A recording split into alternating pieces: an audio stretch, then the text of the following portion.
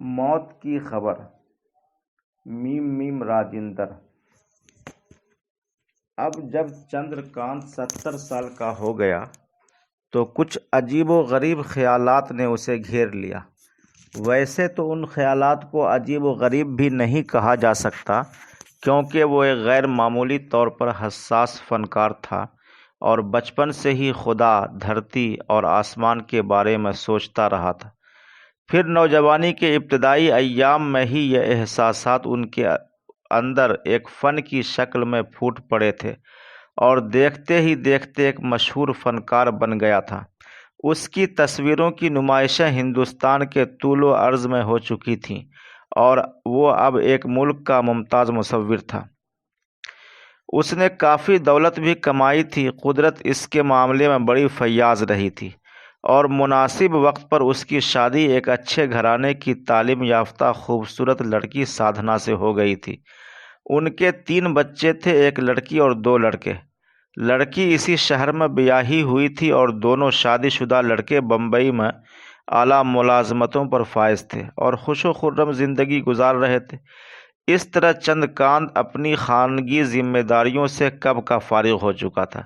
اس کی بیوی نے اس کے فن اور شخصیت میں ہمیشہ گہری دلچسپی لی تھی اور باہمی رفاقت کے خوشگوار جذبے نے اس کی زندگی میں قوس قزح بکھیر دیے تھے۔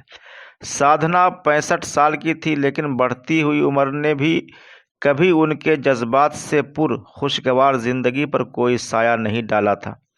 جو عجیب و غریب خیالات چندر کانت کے ذہن پر کچھ عرصے سے منڈلا رہے تھے، وہ موت اور اس سے متعلق باتیں تھیں۔ اگرچہ موت کے احساس سے وہ پہلے بھی غافل نہیں رہا تھا، مگر جوں جوں اس کی عمر بڑھ رہی تھی وہ اس کے بارے میں زیادہ سوچنے لگا تھا۔ یہ بات بھی نہیں تھی کہ اس کی سوچ میں کوئی مریضانہ کیفیت گھل رہی تھی یا وہ اچانک موت سے غیر معمولی طور پر خائف ہو گیا تھا۔ اگرچہ موت کو خوشی اور رضامندی سے گلے لگانا کسی کے بس کی بات نہیں تھی، مگر وہ جانتا تھا کہ یہی تو ہر زندگی کا انجام ہے اور اس سے فرار ناممکن ہے۔ فی الحال تو وہ اس سوچ میں مبتلا تھا کہ اس کی وفات کے بعد اس کی موت کی خبر کیسے اور کہاں شائع ہوگی۔ ریڈیو اور ٹیلی ویژن کی خبروں میں اس کی موت کا ذکر ہوگا یا نہیں؟ آرٹ اور کلچر سے وابستہ انجمنیں تعزیتی جلسے کریں گی یا نہیں؟ اگرچہ وہ ہمیشہ سادھنا کو اپنی ہر اہم سوچ میں شریک کر لیتا تھا اور اسے بھروسے میں لے لیتا تھا، اور موت کی اس کی اپنی فلسفی بھی اس سے مستثنیٰ نہیں تھی، لیکن ذہن میں کل بلاتے اس پہلو کا ذکر اس نے اس سے نہیں کیا تھا۔ اس کی وجہ یہ تھی کہ سادھنا اسے اس کی کمزوری اور موت کے بعد بھی اس کی انا اور نام و نمود کی خواہش پر محمول کر سکتی تھی۔ خود چندر کانت کو اس کا احساس تھا، مگر جب کبھی وہ کسی مشہور فنکار کی موت کی خبر ریڈیو اور ٹی وی پر سنتا اور اخبار میں پڑھتا تو وہ بے ساختہ اپنے بارے میں بھی سوچنے لگتا۔ اس کا خیال تھا کہ شاید دوسرے عمر رسیدہ فنکار بھی ایسا ہی سوچتے ہوں گے۔ دراصل چندر کانت کو شک تھا کہ اس کی موت کے بعد اس کی خبر اخبارات میں چھپے گی یا ٹی وی اور ریڈیو سے نشر ہوگی۔ اس کی وجہ یہ تھی کہ اس کا اصل نام چندر پرکاش شرما تھا اور اس کے تمام رشتہ دار، نیز فنکار، دوست اور پڑوسی اسے چندر پرکاش شرما کے طور پر ہی جانتے تھے۔ ایک مصور کے طور پر کن حالات میں اس نے اپنی پینٹنگز پر چندر کانت لکھنا شروع کر دیا تھا، وہ وثوق سے نہیں کہہ سکتا تھا، شاید کچھ کہنے کو تھا بھی نہیں، کیونکہ نوجوانی کے ان ناپختہ رومان پسند دنوں میں جب اس نے اپنی پینٹنگ مکمل کی تھی تو اسے چندر پرکاش شرما کے بجائے چندر کانت کا نام زیادہ فنکارانہ لگا اور اس نے پینٹنگ پر یہی نام لکھ دیا۔ شرما تو اس کے نام کے ساتھ کالج کی تعلیم کے بعد ہی جڑا تھا، جب اس نے ایک سرکاری دفتر میں ملازمت کر لی تھی اور 2 سال تک اس ملازمت سے چپکا رہا تھا۔ گھر والے اور قریبی رشتہ دار تو یہ جانتے تھے کہ وہ چندر کانت کے طور پر مشہور تھا، مگر انہوں نے بھی اسے کبھی چندر کانت نہیں کہا تھا۔ البتہ چندر کانت کے طور پر اسے اس کے سارے فنکار ساتھی، اس کے فن کے پرستار، جن کی تعداد بہت زیادہ تھی، اور آرٹ سے وابستہ تمام انجمنیں جانتی اور پہچانتی تھیں، مگر پھر ایسے سب لوگ اس کے اصل نام چندر پرکاش شرما سے قطعی طور پر ناواقف تھے۔ اس لیے اس نے سوچا کہ جب اس کی موت ہو جائے گی تو اس کے رشتہ داروں، پڑوسیوں اور دوسرے جان پہچان کے لوگوں کے لیے چندر پرکاش شرما مر جائے گا، اور یہ نام غیر معروف تھا، جس کی موت کی خبر جس کی موت کی خبر کے اخبارات میں چھپنے اور ریڈیو اور ٹی وی سے نشر ہونے کا سوال ہی پیدا نہیں ہوتا تھا۔ اس کے اپنے حلقے میں فوری طور پر اس خبر کو کسی نیوز ایجنسی تک پہنچانے والا کوئی نہیں تھا، اور اس کے فنکار ساتھیوں کا اس کے یہاں آنا جانا بلکہ فون کرنا بھی نہیں کے برابر تھا۔ ہاں، کچھ دنوں تک تو یہ خبر صحیح حلقوں تک ضرور پہنچ جائے گی کہ چندرکانت اب اس دنیا میں نہیں رہا، مگر اس وقت تک تو جہاں تک خبر کی اشاعت اور اس کے نشر ہونے کا تعلق تھا بہت دیر ہو چکی ہوگی۔ چندرکانت نے کئی دفعہ اس خیال کو ذہن سے نکالنے کی کوشش کی، کیونکہ وہ 70 سال کا ہونے کے باوجود ہر لحاظ سے چاق و چوبند اور صحت مند تھا، اور بظاہر 10 سال تک اس کے گزرنے کا امکان نہیں تھا، مگر وہ پھر سوچتا کہ یہ بھی اس کی خوش فہمی یا خام خیالی تھی، کیونکہ موت کا کیا بھروسہ، وہ تو کبھی بھی آ کر اسے دبوچ سکتی ہے، کب، کہاں اور کن حالات میں، اس کے بارے میں کوئی بھی کچھ نہیں کہہ سکتا تھا۔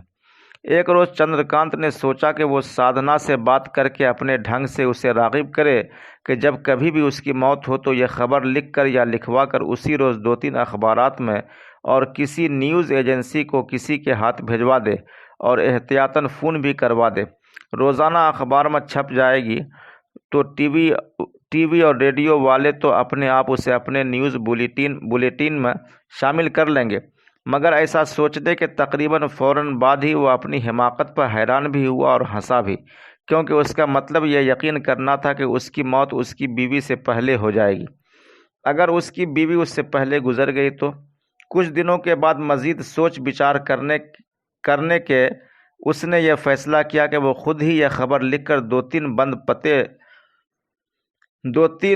بند پتہ لکھے لفافوں میں چھوڑ جائے گا، اور یہ لفافہ ہر وقت اس کی میز پر رکھے ہوئے ہوں گے۔ اس کی موت کے بعد کوئی نہ کوئی ان لفافوں کو پوسٹ کر دے گا یا دے آئے گا۔ یہ فیصلہ کرتے ہی چندرکانت اوپر کمرے میں گیا، اور وہاں پڑی ایک میز پر بیٹھ کر اس نے اپنی موت کی خبر ان الفاظ میں لکھی: آج مشہور و معروف مصور چندرکانت کا انتقال ہو گیا۔ وہ گزشتہ نصف صدی سے زائد عرصے سے مصوری کر رہے تھے، اور ان کی متعدد پینٹنگز پارلیمنٹ اور دوسری اہم عمارتوں اور آرٹ گیلریوں کی زینت ہیں۔ انہیں بہت سے سرکاری اور غیر سرکاری اعزازات اور القابات سے بھی نوازا گیا تھا۔ اس خبر کو 3 کاغذوں پر 3 دفعہ لکھ کر اور اسے 3 لفافوں میں الگ الگ بند کر کے اور ان پر پتہ لکھ کر چندرکانت نے اطمینان کا سانس لیا۔ سچ تو یہ ہے کہ اسے محسوس ہوا کہ جیسے اس کے پاؤں میں لگی ہوئی کوئی پھانس یا دل میں چبھا ہوا کوئی کانٹا نکل گیا ہو۔ اس نے ان لفافوں کو میز پوش کے نیچے سرکایا اور کمر سیدھی کر کے بیٹھ گیا۔ معاً اسے محسوس ہوا کہ اس کی تحریر میں تو بڑی خامیاں ہیں۔ مثلاً یہ کہ تحریر اس کے اپنے ہاتھ کی ہے اور اس پر کسی کے دستخط نہیں ہیں۔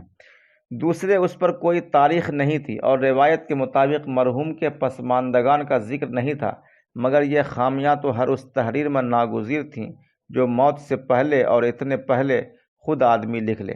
زندگی اور موت کے موضوع پر چندرکانت کی ایک مشہور پینٹنگ تھی، جس میں کنویں کی طرح ایک گول اندھیرے خطے میں جوتے کے نال کی طرح ایک سفید لکیر ایک لاش کے منہ میں سے نکل کر اور اونچی اڑان بھر کر اور پھر غوطہ لگا کر ایک بیضوی شکل کی شے میں داخل ہو رہی تھی۔ اس میں اس نے اس فلسفے کو پیش کیا تھا جس کی روح امر تھی، اور کسی کی موت ہونے پر روح اس جسم کو چھوڑ کر کوکھ میں بنتے کسی دوسرے جسم میں داخل ہو جاتی ہے۔ چندرکانت نے اپنی اس پینٹنگ کے پرنٹ کو اٹھا کر غور سے دیکھا، اور اسے محسوس ہوا کہ یہ تو صرف ہندو فلسفہ ہے۔ اسلام مسئلہ تناسخ میں یقین نہیں رکھتا۔ عیسائیوں کے یہاں بھی موت کے بعد اس روح کا کسی دوسرے عالم میں منتقل ہونے کا ذکر نہیں ملتا۔ ایک روز اس کے گھر پر انوار احمد آیا، جو اس کی ہی طرح ایک مشہور اور ممتاز فنکار تھا اور اس سے عمر میں 1-2 سال بڑا تھا۔ وہ ایک عبادت گزار مسلمان تھا، اور چندرکانت نے اسے سخت گرمیوں میں بھی روزے رکھتے ہوئے دیکھا تھا۔ چندرکانت نے اس کی تصویروں میں ہمیشہ ایک مخصوص گہرائی اور تفکر پایا تھا۔ چندرکانت اسے لے کر اپنے اوپر بنائے ہوئے اسٹوڈیو میں پہنچ گیا، اور اس نے سادھنا کو چائے اوپر ہی بھیجوانے کے لیے کہہ دیا۔ چند منٹ کسی آرٹ نمائش کے بارے میں بات کرنے کے بعد چندرکانت نے کہا کہ انوار، کچھ عرصے سے مجھے ایک خیال پریشان کر رہا۔ وہ کیا؟ یہ کہ مرنے کے بعد کہاں جاتا ہے؟ کیا موت کے بعد زندگی ہے، اور ہے تو کس شکل میں؟ چندرکانت نے سنجیدگی سے کہا۔ انوار احمد اس پر زور سے ہنسا اور بولا، چندرکانت، ان سوالوں کا جواب یا تو مذہبی کتابوں میں ہے یا پھر تمہارے اپنے دماغ میں۔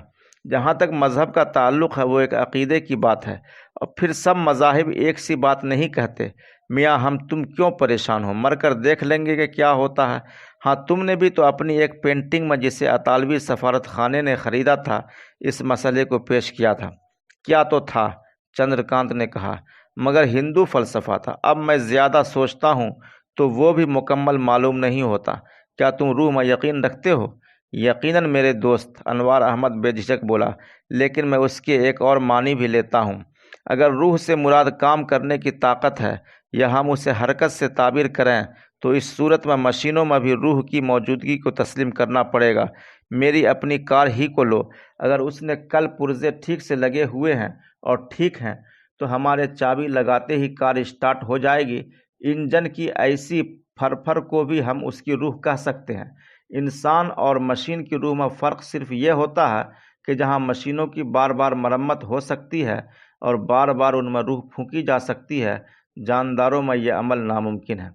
چندرکانت کے چہرے پر کوئی رد عمل نہ دیکھ کر انوار احمد پھر ہنس کر بولا، اور روح کے معنی مزاج اور طبیعت کے بھی ہیں، جیسے شربت روح افزا، روح پرور منظر وغیرہ وغیرہ۔ انوار احمد، تمہاری باتوں میں بڑی جان ہے۔ چندرکانت چائے کا ایک لمبا گھونٹ بھر کر بولا، اس کا مطلب تو یہ ہوا کہ موت شاید مکمل فنا ہے، اور ایسا نہیں ہے کہ ہم موت کے بعد شاید کوئی اور زندگی اختیار کر لیں گے، یا کسی اور دنیا سے روح یا کسی اور شکل میں اس دھرتی پر دیکھ سکیں گے کہ کون کیا کر رہا ہے، یا موت کے بعد موت کے بعد یہاں ہمارے بارے میں کیا کہا جا رہا ہے۔ میں تو یہی سمجھتا ہوں، انوار احمد نے کہا، اگرچہ میں موت کو مکمل فنا سے تعبیر کرتا ہوا یقینی طور پر ہچکچا رہا ہوں، اللہ بہتر جانتا ہے، مگر چندرکانت، ایک بات تو تم مانو گے کہ موت کے بعد ہم اپنی موجودہ شکل میں تو کہیں اور جا کر بھی زندہ نہیں ہوں گے۔ نہ ہمارا اس طرح کا گھر ہوگا، نہ کوئی بیڈ روم اور ڈرائنگ روم، نہ رشتہ دار اور نہ کوئی بیوی ہمیں اس طرح چائے پلائے گی۔ ایک سوکھی سی مسکراہٹ چندرکانت کے ہونٹوں کو کاٹ گئی۔ وہ چند لمحوں کے بعد بولا، انوار، اگر یہی بات ہے تو کیا انسان کا یہ انجام خاص طور پر ایک فنکار کا مایوس کن نہیں ہے؟ غور کرو، انوار احمد خلا میں گھورتا ہوا بولا، تو فنا کے پیش نظر انسان کیا اس دھرتی بلکہ ساری کائنات کی تخلیق ہی اور ہر سعی اور کام بے مقصد نظر آتا ہے، لیکن انسان کو تو تعمیری اور مثبت نظریہ اپنانا ہے۔ ایک بات تو مجھے بالکل صاف لگتی ہے، وہ یہ کہ موت کی حقیقت کے باوجود بشر اپنے اعلیٰ اور عظیم کاموں کی بنا پر بعد میں بھی زندہ رہتا ہے، اور شاید صدیوں تک۔ اب یہ عمر تو کم نہیں ہے۔ میرا خیال ہے کہ ہم سب کو ہی صلے سے بے نیاز اور نمود و نمائش سے بے پرواہ ہو کر اپنا کام کرتے رہنا چاہیے۔ یہ بات چیت اسی نقطے پر ختم ہو گئی۔ خالی ہوئے پیالوں میں گرم گرم چائے پھر سے انڈیلتے ہوئے چندرکانت نے بحث کا رخ فن مصوری کے کچھ جدید رجحانات کی طرف موڑ دیا۔ کچھ دیر کے بعد انوار احمد چلا گیا تو چندرکانت میز کی طرف بڑھا اور اس نے میز پوش کے نیچے سے اپنی موت کی خبر کے تینوں لفافے نکالے اور انہیں پرزا پرزا کر کے ردی کی ٹوکری میں پھینک دیا۔